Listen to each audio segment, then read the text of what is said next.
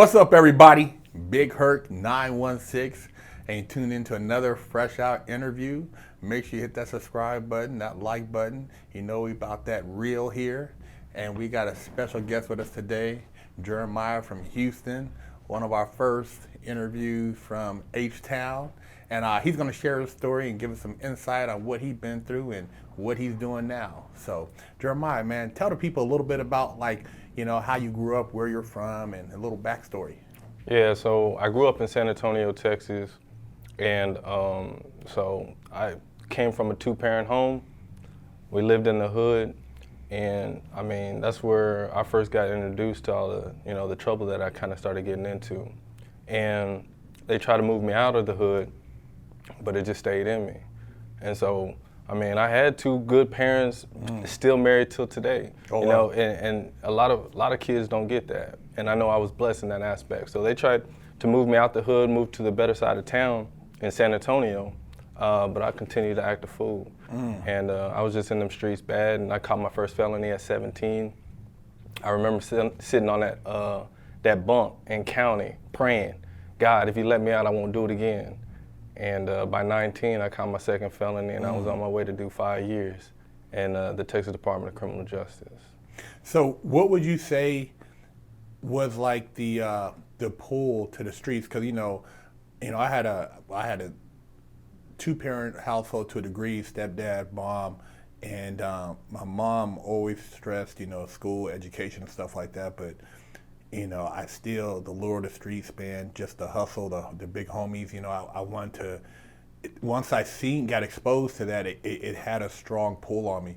What would you say was like what pulled you more to the streets rather than like the family? Man, that's a no-brainer, is the lifestyle, the money, fast lifestyle, the women, the money, is just the culture in general. I just gravitated to it. Yeah. And, with school and education, it takes time, And one of the things that I like to teach my community is delay the immediate self-gratification. If we can learn to delay the immediate self-gratification, the rewards, and hold out to the long run, then, we can win.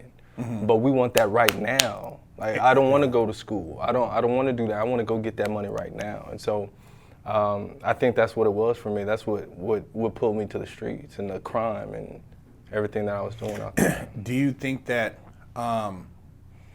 had maybe you had seen like at home more of a financial element, then that would have been like maybe a deciding factor, or maybe pulled you more to the house? Because I know, even in my household, my grandparents, my mom, we weren't like living on the street or dirt poor, but the homies seemed like they were getting that money, and it just seemed like it was just more money, easier money. So therefore, it seemed like the easier route.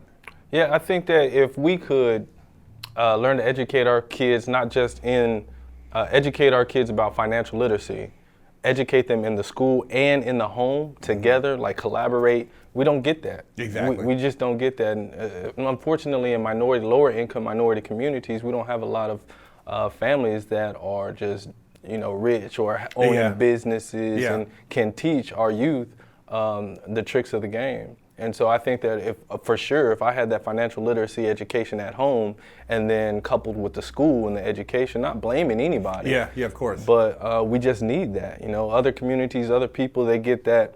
My uncle, my cousin owns this, and they're able to teach their youth, and they're able to learn by observation. It's observational learning. That's right. And in our community, in a lot of lower income minority communities, we observate other people doing the wrong things and hustling and doing things like that. And so that's where our observational learning comes, and we kind of get hooked into it.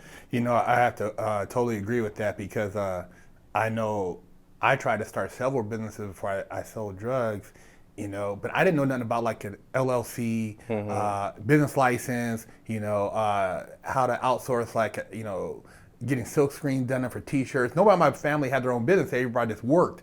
And I had an entrepreneurial kind of, drive inside me, but I didn't know how to fuel that. So the next best entrepreneurial drive was the streets. So I can totally agree with that, because having that exposure of an uncle who's a business owner or accountant or a lawyer, and being around that is a great advantage. And if you don't have that in your family network, whether it's a relative or somebody who can expose you to that, which trumps what you see on the street, which is short term, then you're kind of got a warped sense of what direction you want to go in. Yeah, our educational model, it teaches you to go to school, get good grades, go to college so you can get a good degree and go work for a company and get the benefits and get a 401k when you retire, and a retirement. Wait 20-some years. Right. Yeah. And that's not everybody's route. Everybody is not a follower. Some people want to be a leader. That's right. Some people want to be able to govern their own employees and make decisions, big decisions, and make major moves. And you've got to foster that in our kids. If you don't, they're going to go to the streets. Yeah. So when you got locked up at 19, you caught your second beef, what did you do with your time while you were in there? When were you far enough along where you could kind of see that you needed to change your ways, or were you still kind of, just thinking, I got to get out and hustle again? So, that's a good question. My mom told me before I went into prison, I was still in county getting ready to catch change. She told me, don't let that place get in you. You're going to be in that place, but don't let that place get in you. And man, I'm telling you, I fought it off for about 2.5, 3 years, and the place got in me. But, I came back. My mindset when I went in there is I'm going to come out better than I went in. Okay, so in San Antonio, predominantly Hispanics. That's just the community in San Antonio. It's close to the border. It's the next large city. So I wanted to learn Spanish. I love the women, and I knew being bilingual, it puts you ahead of the game. So, I'm thinking I was going to do maybe 2.5 years at the most, half of my sentence in an aggravated charge. And I ended up doing the full 5, but I said I was going to learn Spanish. I want to upgrade myself. I'm a convicted felon, but at the same time, if I'm bilingual, I'm still, that much more marketable. So I decided to learn Spanish as soon as I went in. And I started learning politics. I started reading the newspaper, and I just started upping my game. I started taking college courses by the time I was 2 years in. And I got my basics out the way. I knocked them out. And when I came home from prison, I went on to get my bachelor's and then my master's degree in general psychology and then clinical psychology. Oh, good. Okay, so you actually had a plan and executed that plan when it was able to get out and kind of further yourself as far as with your education and do some positive things. So yeah. So the recovery starts as soon as you touch down. As soon as you get into prison, that's when the recovery starts. You can't depend on the system, take trades and all this other stuff. Yeah. If you got resources in the community, you want to get, you want them to send you books, you want them to send you whatever online, on paper, if they can, to whatever your plan is. If you want to open up a business, if you want to go back to school, if you want to get a CDL, if you got resources in the community, and sometimes you don't necessarily need all the resources. It helps, but it's not necessarily a necessity. But if the more resources you have in the community feeding you to your plan, feeding your plan, your vision, it's better the opportunities when you come home. You're better set. So inside, did you run across a mentor who kind of like took you under their wing, or did you pretty much kind of stick to yourself, or how did you navigate through the waters? Because people always ask me, man, how do you avoid getting caught up in the politics, the gangs, and what have you, or do you have to do this? And a lot of people have those questions. Yeah. So when I was in the free world, when I was free and I was banging, when it came to the Hispanics and the blacks, man, we come together for money. You know what I'm saying? And so I wasn't with that racist stuff. Like I hate racism to the core, whether it's black hating whites, black hating Hispanics. Like I hate that. I hate racism. So when I went to prison, immediately I didn't fit in. Immediately, because it's segregated. That's Everything right. is separated. And so when I was in there, I started off banging. We got in a race riot. My first race riot was maybe 18 months after I was in. And I saw the blacks, man, we gonna do this and we gonna do that, man. They can't fade us with these hands. And so, real arrogant and real cocky. And when it came down to it, it kicked off. You know what I'm saying? They started pulling brooms out the broom closet and knives and shanks and what was it, socks, dominoes and socks. They started pulling out all this stuff, you know what I'm saying? Everybody started backing up. I'm thinking, this is what it is. This is prison. This is what we're going to do. Yeah. And I looked behind me and, you know what I'm saying, not too many of us was out there getting it. And so that's when I slid back. I really slid back from just the whole banging in general.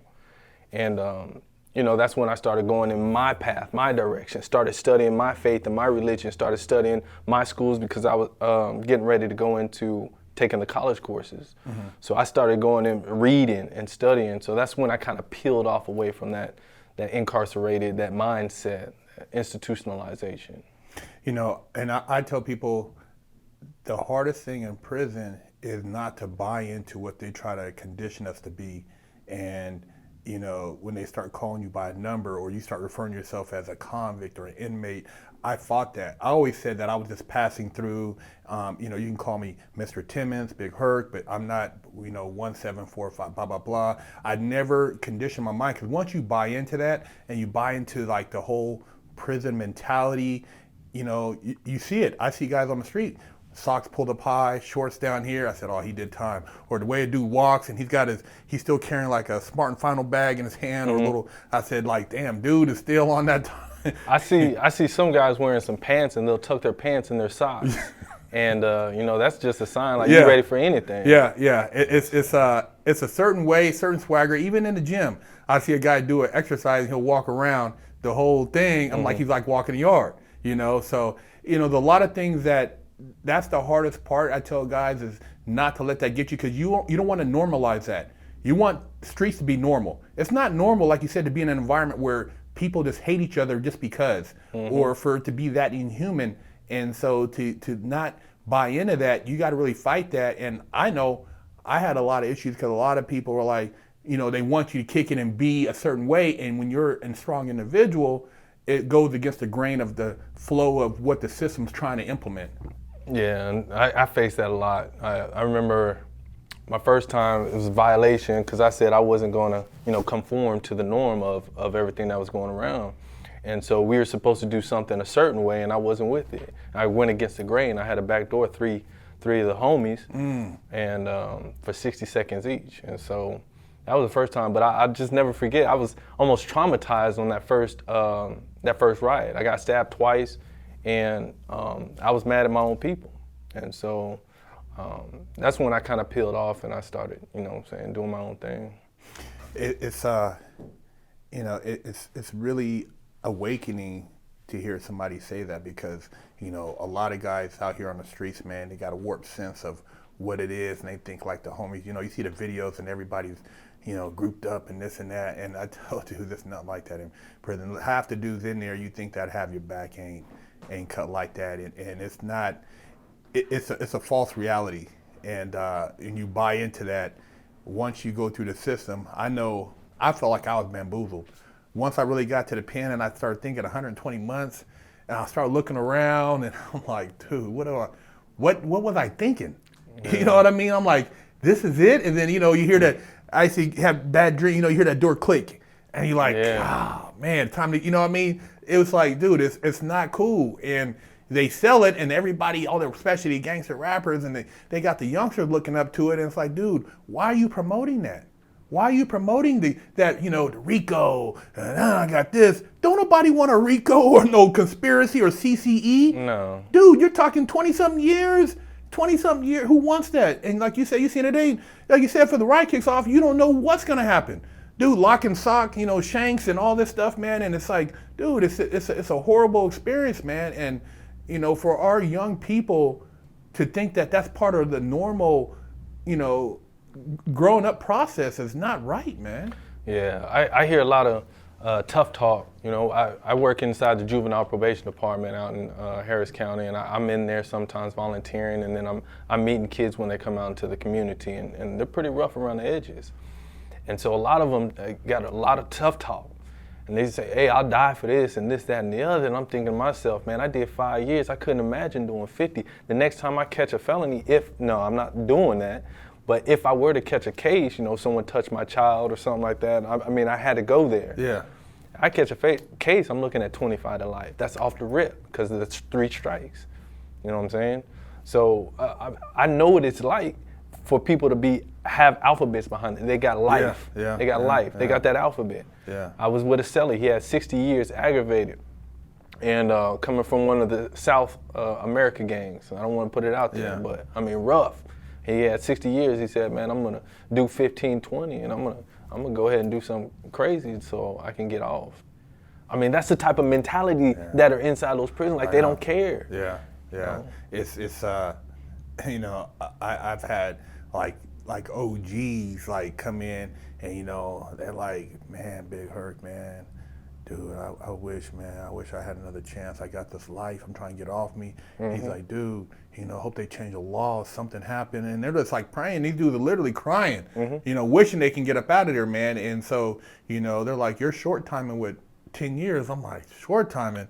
God, you know what I mean? It's crazy. Dude been down 15. He been down 12. He been down 20. You're like, it's crazy, man. But, you know, I just owe, I think, a lot of my perspective to having been exposed to different things, and I was able to reflect on that. I mean, having been exposed to like living in Orange County and seeing people who had like that influence, where dads were lawyers, you know, doctors, business owners, and when I thought about it, I'm like, wow, you know, and I started comparing apples and oranges. I had something else to look forward to when I got out, so I was able to kind of say, okay, I want to get out and do this and this, because I've seen what it's like over there. I just didn't recognize it initially. And, you know, like you said, getting out and having exposure, I think for our young people, the biggest thing is being exposed to something different. Like, it's like taking a kid from the ghetto and you take him to a nice Roof Chris or a steakhouse and having to look around and see that, dude, this is a whole nother side. They were living somewhere where you have a nice house with some acres and something like that, you know. But a lot of young people, they don't visualize that, so therefore it doesn't seem real, you know. Having worked in the juvenile, what has been like you feel the deciding factor on kind of getting a lot of these young people to see the other side? So you've got young people look up to the hip hop and rap culture. I love it. I jam it. When I'm in the gym, that's all I listen to. I'm talking about, that's all I listen to. But me as an adult, I'm able to decipher the lifestyle. That's right. And some of the artists, their motives, they want to get money. What sells is gangster rap, trap music. And so I understand that, but a lot of our youth, they don't. And so they try to conform to the lifestyle. So what I've learned to do is educate the kids. Okay, we may process the lyrics on the rap music. We may talk about that. What do you think they're saying? Do you think they live that message? Do you think they live that lifestyle? Or do you think they're trying to promote it? Do you think that they're trying to make money off of talking about it in a beautiful way, in a catchy phrase, in a catchy way? You know what I'm saying? F with me, get that money. You know, and Young Jeezy. And talking about all this dope and encouraging risky sexual behaviors and substance use and abuse and alcohol and getting high, and you know, do you think that they want you to do that? Like, do you think that they do that on a regular basis? You got to educate these kids. We have to educate them. You're not going to stop them from listening to the music or adapting to the culture and kind of eating it up. You're not going to stop them. But the more education you have, the more influence you have on them. Because they're starting to understand, they'll listen to you. They see this, and it's more influential on them, but they hear you, and that's really important. That's really important. It's very hard to compete with the lifestyle of the fast money, the chains, the cars, the beautiful women. It's hard to combat that, and so the best way to do it is to educate them. That's the best way to do it. You know, I was just talking with a friend of mine the other day about hip hop and how much it changed. And like when I was growing up, there was a certain point where you had like, you know, like Eric B. and Rakim, Special Ed, De La Soul, Public Enemy, you know, Brand Nubians. You had a lot of conscious rap. KRS One. And then it went to like, then it shifted because, you know, initially, you know, people were in the African, you know, symbols on the chains. Everybody like, man, what is that? They talk about Malcolm X and, you know, Marcus Garvey. And then it went to like just straight killing and drugs. And, you know, even with the women, you know, went from, you know, Erykah Badu, Lauryn Hill to Nicki Minaj and Cardi B. You know, now you're just out here. And, you know, like you said, it's so important to sit down with your kids and say, man, that's entertainment, and that's not what you want to be, because who wants their daughter to grow up and be a hooker, you know, or just a professional twerker? You know, there's so much more to you that, you know, the value of the youth, man, and that's where the future is at. That's why, you know, I like having people on here and getting your perspective, because, you know, you working with kids, they need somebody else who's lived that life to kind of share with them, not tell them, because they were, you know, but share with them that, you know, a lot of that's just entertainment, but it's not like what they would want their kids to even do. Yeah, I think it's important to point out that money motivates everybody. Money motivates a mom, a dad to get up and go to work, to a job that they hate. You know what I'm saying? It's because of the money and the benefits to take care of their children. And so the same thing applies to our kids. They see things on television, they recognize and they realize that money is what can get them the car. Money is what can get them the gorgeous woman. That's what they believe. And so I think it's important for us to educate our youth on how to get it and sustain it. You don't have to worry about looking out the window or watching your back. You don't have to worry about that. But if they don't know how to get those resources, the finances, and open up businesses and learn about an LLC and a single partnership, a DBA, if they don't know about that stuff, then they're going to turn to the streets. And so it goes back to education, financial literacy. That's what it comes down to. So I know we were talking before about some of the, you know, programs you have. I know you have some stuff where you actually work with your community. What are some of the things that you do now that you share to try to help maybe steer the youth in a more positive direction with some of the stuff you have going on? First and foremost, my story. Let them know, because a lot of black and brown kids, they get in front of an older white lady that's in CPS, or they get in front of a therapist, a clinician, a counselor, a psychiatrist that has made straight A's their whole life, and they don't know the lifestyle. And so you sit these black and brown kids who are predominantly filling up the Harris County Jail. You sit them in front of older white ladies that can't really identify with their life. So first and foremost, I tell them my story. I let them know, look, you live in this life. I've been there. I know what you've done. Your case that you got, I've done that. You know what I'm saying? I look at my wall, I've got a picture of my mugshot, and I got a professional picture of the more present. You know what I'm saying? This is who I was, but it's not who I am. And so I let them know throughout the mistakes and throughout the lifestyle that you are choosing to live, there is a positive, there is a better outlook. There is a light at the end of the tunnel. You don't have to choose this. And with these kids, first and foremost is rapport. You have to build a rapport, okay? Because therapy starts with relationships. I'm not going to listen to you if I'm not feeling you. Like, that's right. So it all starts with the relationship. Once I gain the relationship, it's more of molding and changing the behavior. That's what comes next. We want to change from that criminality, that mindset, that gangster life, and we want to change it to a more prosperous life that's sustainable, and you're able to manage it. That you don't know what's out there in the streets. You don't know what's going to come next. You just don't know. Someone disrespects you, you have to do this. I mean, I'm trying to get these kids away from that.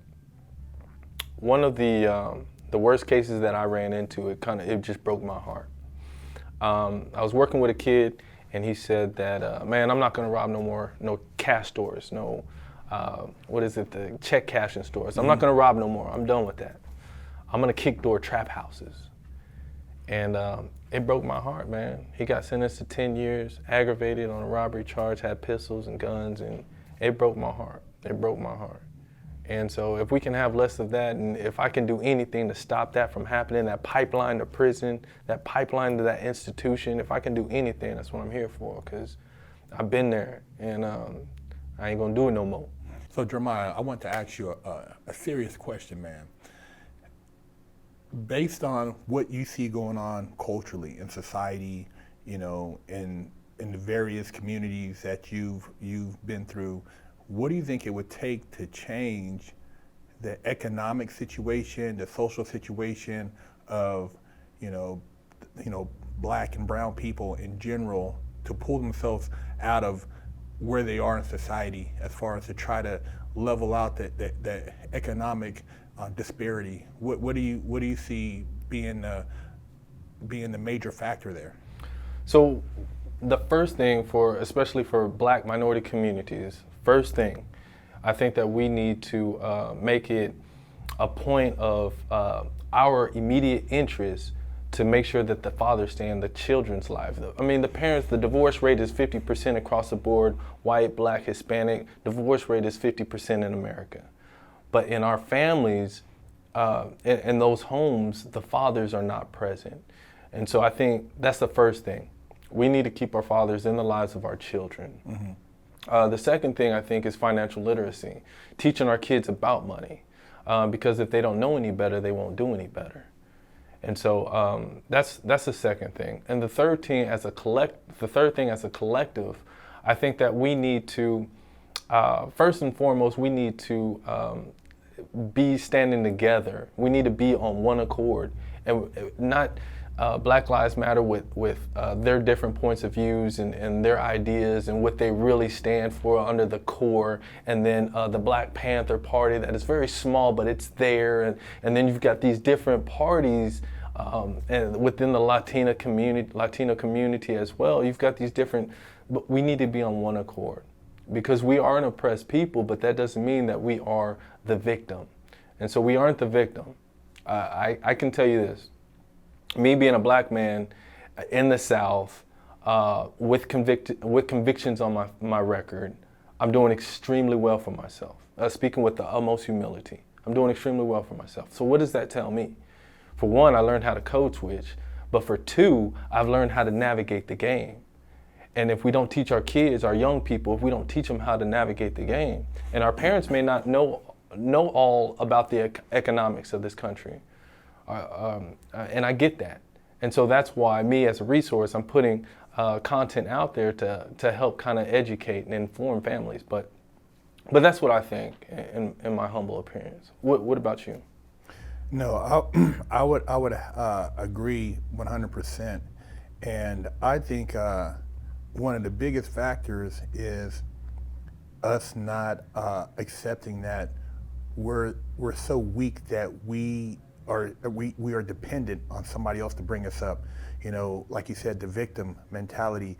And I think that's been like promoted to kind of actually weaken us psychologically to think that we can't succeed because of certain things that have been implemented. Where, okay, we know there's been, you know, systematic racism and things like that, but like yourself, man, I've been to juvenile hall, I've been to YA, I've been to the pen, and I'm doing well for myself. You know, I'm not out here complaining or blaming it on, you know, the white man, this and that, because at the end of the day, you know, I didn't have a dad. I didn't, you know, my mom didn't smoke crack, and you know, I had actually more run-ins with people that look like me than anybody else. I mean, I never worried about the Klan coming through my hood, but if I went to a certain spot and I had on blue and I knew that it was on and cracking, you know what I mean? And the dudes who were coming after me weren't white guys. So, you know, we have to get out of that mentality, and that's to me is a distraction.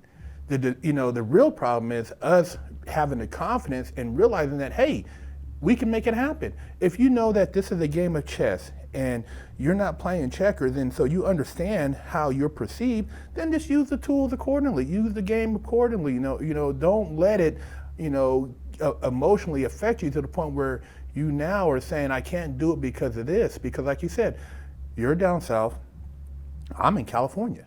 And in spite of our differences, we've both been able to overcome some major obstacles, which, you know, just coming out of that situation, and, you know, the first thing they say, have you ever been convicted? You know what I mean? Oh, black guy. Oh, you look like, you know, you got a few, Mike, you might have, you know, are you a fighter? You've been doing time. First thing they ask you, you've been locked up. Police put you ever been locked up? You're on parole or probation. You know, so these things, if we have been able to navigate, you know, to show others that, you know, if you've never been in trouble, why are you making so many excuses? You know, let's stop making excuses and let's start figuring out solutions so that we can move forward and create the financial foundation we need and work together. If we work together, there's somebody that has a resource that can help, because it's like it's putting that energy out to the universe, and somebody will pick you up. But we have to get past that, you know, distraction, which makes it seem like we're just a pity party. everybody feels so sorry for us. God, are we that weak? Yeah, and so my wife's an immigration attorney, and so she kind of advocates for families that are trying to come over here the right way and come up for a better life for their families. And so I get extremely frustrated when I hear people here in America, we're extremely spoiled. You know, COVID-19 hit, the government's got to take care of us, the government's got to do this, and how are they going to do this for us? And so that's pretty concerning for me. You know, it was really concerning for me. And here you are, these immigrants, and not just from South America, not just from Mexico. You've got immigrants coming from across the ocean, coming into this country because they know that we have so many opportunities here. And they want to take advantage of what we are taking for granted with the education. So yeah, we're on the same page with that, man. We're on the same page with that. Yeah, I like I said, I just wanted to get a different perspective because a lot of times people might say, "Well, Big Herc, you ain't from over here, man. You California dudes." But look, man, here it is from Jere'My, man, keeping it real. So, if you could talk to a younger Jere'My right now, you know, looking back at yourself, what would you say to him to try to reach him, knowing what you know now? I would say, little homie, delay the self-gratification, delay it. And what that means is, don't worry about getting the fast and quick. The long term is more sustainable. And if you can go ahead and just wait off and do what you need to do and build for the prosperity, the long term, then you'll be able to stay free. You don't have to worry about looking over your back and worried about catching a case, and you don't have to worry about none of that. That's what I would say to me, because that's the issue that I had. I wanted that quick money. Yeah, I've always asked myself that same question, and I think it would be something similar, and also just seeing the other side as far as what you can actually make if you go the other way. Because in all actuality, the people who were the nerds, or the ones who would have called the squares, they winning. They stayed out, you know, long term. They got the, you know, they built up their business while you were in the pen doing time. These people established foundations and careers. So, I mean, you know, it's an illusion with a 3-minute song to think that you got all that just through having, you know, been in the streets. And most of those guys, the run isn't that long anyways. Most big drugs, 3 years, 4, I mean, before they catch a serious case. So, you know, a lot of those numbers people don't know. They think that, man, these guys are just living a life, man, but it's very short-lived. What are some of the things you want to leave the fans with, or the viewers, before, you know, we wrap, as far as if they want to, you know, find out more about what you got going on, what you're doing, and, you know, how they can reach out to you? Yeah, so my name is Jere'My Rankins. I'm with Minor to Major, where we help people turn their minor setbacks into major comebacks. And so basically what I do is I help mentor, or I help consult with people who are in different states who've run into the penal system on the other side of it, and they're facing cases, or they came out on the other side, and now what? I want to get a CDL. Well, I know how to do that. I know the training. It's fairly easy. You need to get your truck, though. And you're not working for other people. This is how you get your own truck, your own authority. So I just help people in different areas, and I offer job opportunities as well through my practice. And so a lot of it is advocacy. I need to go ahead and reach out to as many kids as possible, because that is my pain point. Those kids who are most at risk of doing substance use, alcohol use, robbing, stealing, selling dope, that is my passion. And so this is how you can find me at www.minortomajortx.com. If you're in the state of Texas, there is other avenues that we can go to get you the help that you need. But for the most part, follow me on IG, Minor to Major TX, and I'm not hard to find. I'm not hard to find. So there you guys have it. Make sure if you're dealing with a situation with a loved one or a family member or somebody that needs to reach out, that's been through the system, to look up Jere'My's information. We'll put the links in the description, and hit that subscribe button. Keep supporting Big Herc 916. Fresh out.